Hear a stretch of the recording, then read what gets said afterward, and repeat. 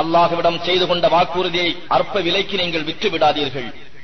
நீங்கள் அறிந்தவர்களாக இருப்பின் அல்லாஹ்விடம் இருப்பதுதான் உங்களுக்கு மிகவும் மேலானதாக இருக்கும். உங்களிடம் இருப்பவையெல்லாம் செலவழிந்து விடும். அல்லாஹ்விடம் இருப்பவையோ அழியாது என்றென்றும் நிலைத்திருக்கும். எவர்கள் பொறுமையுடன் கஷ்டங்களை சகித்துக் கொள்கிறார்களோ அவர்களுக்கு அவர்கள் செய்து கொண்டிருந்தவற்றிலிருந்து மிகவும் அழகான கூலியை நிச்சயமாக நாம் கொடுப்போம்.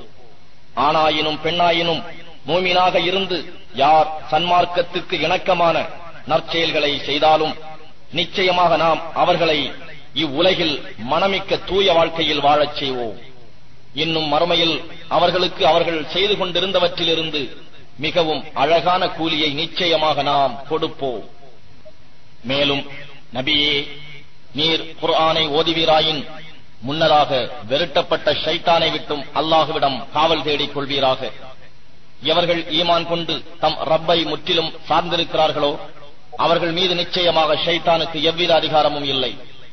திடனாக அவனுடைய அதிகாரம் எல்லாம் அவனை காரிய கர்த்தனாக்கிக் கொள்கிறவர்கள் மீதும் முஷ்ரிக்குகள் மீதும் தான் செல்லும். நபியே, நாம் ஒரு வசனத்தை மற்றொரு வசனத்தின் இடத்தில் மாற்றினால் உம்மிடம் நிச்சயமாக நீர் இட்டுக் கட்டுபவராக இருக்கின்றீர் என்று அவர்கள் கூறுகிறார்கள். எந்த நேரத்தில் எதை இறக்க வேண்டும் என்பதை அல்லாஹ்வே நன்கறிந்தவன். எனினும் அவர்களில் பெரும்பாலோர் இவ்வுண்மையை அறிய மாட்டார்கள். நபியே, ஈமான் கொண்டோரை உறுதிப்படுத்துவதற்காகவும் இறைவனுக்கு முற்றிலும் வழிபட்டோராகிய முஸ்லிம்களுக்கு நேர் வழிகாட்டியாகவும் நன்மாராயமாகவும் உம்முடைய ரப்பிடம் இருந்து உண்மையை கொண்டு ரூஹுல் குதுஸ் என்னும் ஜிப்ரீல் இதை இறக்கி வைத்தார் என்று அவர்களிடம் நீர் கூறுவீராக. நிச்சயமாக அவருக்கு கற்றுக் கொடுப்பவன் ஒரு மனிதனே, இறைவன் அல்லன் என்று அவர்கள் கூறுவதை நாம் திடமாக அறிவோம். எவனை சார்ந்து அவர்கள் கூறுகிறார்களோ அவனுடைய மொழி அரபி அல்லாது அந்நிய மொழியாகும். ஆனால் இதுவோ தெளிவான அரபி மொழியாகும். நிச்சயமாக எவர்கள் அல்லாஹுவின் வசனங்களை நம்பவில்லையோ அல்லாஹ் அவர்களுக்கு நேர் வழிகாட்ட மாட்டான். இன்னும் அவர்களுக்கு நோவினை செய்யும் வேதனையும் உண்டு. நிச்சயமாக பொய்யை இட்டு கட்டுவதெல்லாம் அல்லாஹுவின் வசனங்களை நம்பாதவர்கள்தாம். இன்னும் அவர்கள்தாம் பொய்யர்கள். எவர் ஈமான் கொண்டபின் அல்லாஹுவை நிராகரிக்கிறாரோ அவர் மீது அல்லாஹுவின் கோபம் இருக்கிறது. அவ்வாறு நிர்பந்திக்கப்பட்டவரை தவிர அவருடைய இருதயமோ ஈமானை கொண்டு நிறைவான அமைதி கொண்டிருக்கிறது. எனவே அவர் மீது குற்றமில்லை. ஆனால் நிர்பந்தம் யாதும் இல்லாமல் எவருடைய நெஞ்சம் குஃப்ரை கொண்டு விரிவாகி இருக்கிறதோ இத்தகையோர் மீது அல்லாஹுவின் கோபம் உண்டாகும். இன்னும் அவர்களுக்கு கொடிய வேதனையும் உண்டு. ஏனென்றால் நிச்சயமாக அவர்கள் மறுமையை விட இவ்வுலக வாழ்க்கையையே அதிகமாக நேசிக்கிறார்கள். மேலும் நிச்சயமாக அல்லாஹ் காபிர்களின் கூட்டத்தாரை நேர்வழியில் செலுத்த மாட்டான். இத்தகையோருடைய இதயங்கள், செவிப்புலன், பார்வைகள் ஆகியவற்றின் மீது அல்லாஹ் முத்திரையிட்டு விட்டான். இவர்கள்தாம் தம் இறுதி பற்றி பராமுக அலட்சியமாக இருப்பவர்கள். சந்தேகம் இன்றி இவர்கள் மறுமையில் முற்றிலும் நஷ்டமடைவார்கள். இன்னும் நிச்சயமாக உங்களுடைய இறைவன் எவர்கள் துன்பங்களுக்கும் சோதனைகளுக்கும் உட்படுத்தும் வீடுகளை துறந்து ஹிஜ்ரத் செய்து வெளிக்கிளம்பினார்களோ, பின்பு அறப்போர் புரிந்தார்களோ, இன்னும் பொறுமையை கையாண்டார்களோ அவர்களுக்கு உதவி செய்ய நிச்சயமாக உம்முடைய ரப்பு இருக்கின்றான். இவற்றுக்கு பின்னரும் உம்முடைய ரப்பு மன்னிப்பவனாகவும் கிருபை உடையவனாகவும் இருக்கின்றான். ஒவ்வொரு ஆத்மாவும் தனக்காகவே வாதாட முற்படும் அந்நாளில் ஒவ்வொரு ஆத்மாவுக்கும் அது செய்து வந்ததற்கு உரிய கூலி முழுமையாக கொடுக்கப்படும். அவர்கள் அநியாயம் செய்யப்படவும் மாட்டார்கள். மேலும் அல்லாஹ் ஓர் ஊரை அவர்களுக்கு உதாரணம் கூறுகிறான். அது அச்சமில்லாததும் நிம்மதியுடனும் இருந்தது. அதன் உணவும் மற்றும் வாழ்க்கை பொருட்கள் யாவும் ஒவ்வொரு இடத்திலிருந்தும் ஏராளமாக வந்து கொண்டிருந்தன. ஆனால் அவ்வூர் அல்லாஹுவின் அருட்கொடைகளுக்கு நன்றி செலுத்தாமல் மாறு செய்தது. ஆகவே அவ்வூரார் செய்து கொண்டிருந்த தீச்செயல்களின் காரணமாக அல்லாஹ் பசியையும் பயத்தையும் அவர்களுக்கு ஆடையாக அணிவித்து அவற்றை அனுபவிக்குமாறு செய்தான்.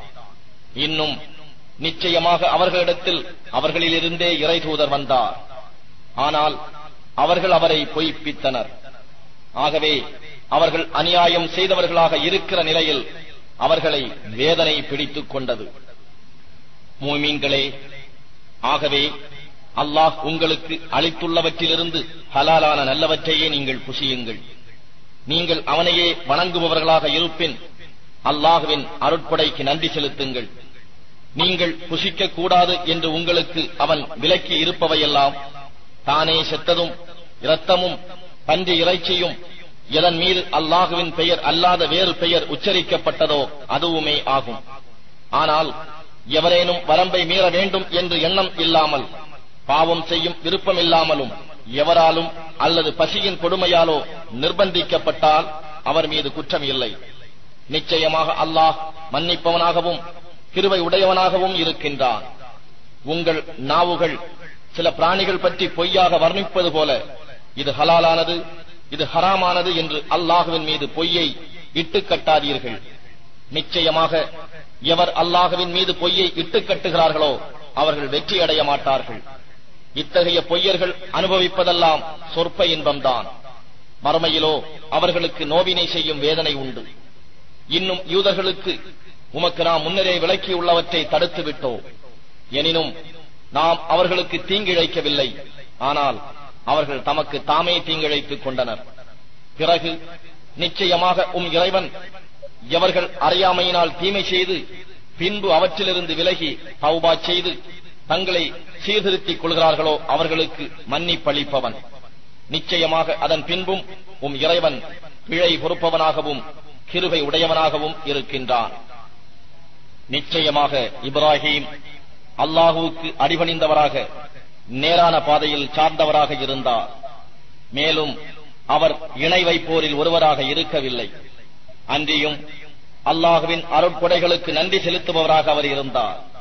அல்லாஹ் அவரை தேர்ந்தெடுத்துக் கொண்டான். இன்னும் அவரை நேர்வழியில் செலுத்தினான். மேலும் நாம் அவருக்கு இவ்வுலகத்தில் அழகானவற்றையே கொடுத்தோம். நிச்சயமாக மறுமையிலும் அவர் சாலிகானவர்களில் நல்லவர்களில் ஒருவராக இருப்பார். நபியே, பின்னர் நேர்மையாளரான இப்ராஹீமின் சன்மார்க்கத்தை நீர் பின்பற்ற வேண்டும் என்று நாம் உமக்கு வகி அறிவித்தோம். அவர் இணை வைப்போரில் ஒருவராக இருந்ததில்லை. சனிக்கிழமையை ஓய்வு நாள் என்று ஏற்படுத்தியதெல்லாம் அதை பற்றி எவர்கள் மாறுபட்டு தர்க்கித்துக் கொண்டிருந்தார்களோ அவர்களுக்குத்தான். நிச்சயமாக இறைவன் கியாம நாளில் அவர்கள் மாறுபட்டு தர்க்கித்துக் கொண்டிருந்தவை பற்றி அவர்களுக்கு இடையே தீர்ப்பு செய்வான். நபியே, ரப்பின் பாதையில் மக்களை விவேகத்துடனும் அழகிய உபதேசத்தை கொண்டும் நீர் அழைப்பீராக. இன்னும் அவர்களிடத்தில் மிக அழகான முறையில் தர்க்கிப்பீராக. மெய்யாக இறைவன் அவன் வழியை விட்டு தவறியவர்களையும் அவன் வழியை சார்ந்து நேர்வழி பெற்றவர்களையும் நன்கு அறிவான். மூமீன்களே, உங்களை வேதனைப்படுத்திய எவரையும் நீங்கள் வேதனை செய்யப்பட்ட அளவோடு வேதனை செய்வீர்களாயின் நீங்கள் நிறுத்திக் கொள்ளுங்கள். அதற்கு அதிகமாக அன்று.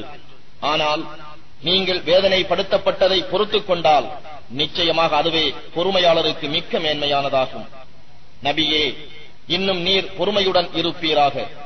எனினும் அல்லாஹுவின் உதவியில்லாமல் நீர் பொறுமையுடனே இருக்க முடியாது. அவர்களுக்காக நீர் எது பற்றியும் கவலைப்பட வேண்டாம். அவர்கள் செய்யும் சூழ்ச்சிகளை பற்றி நீர் நெருக்கடியில் ஆகிவிட வேண்டாம்.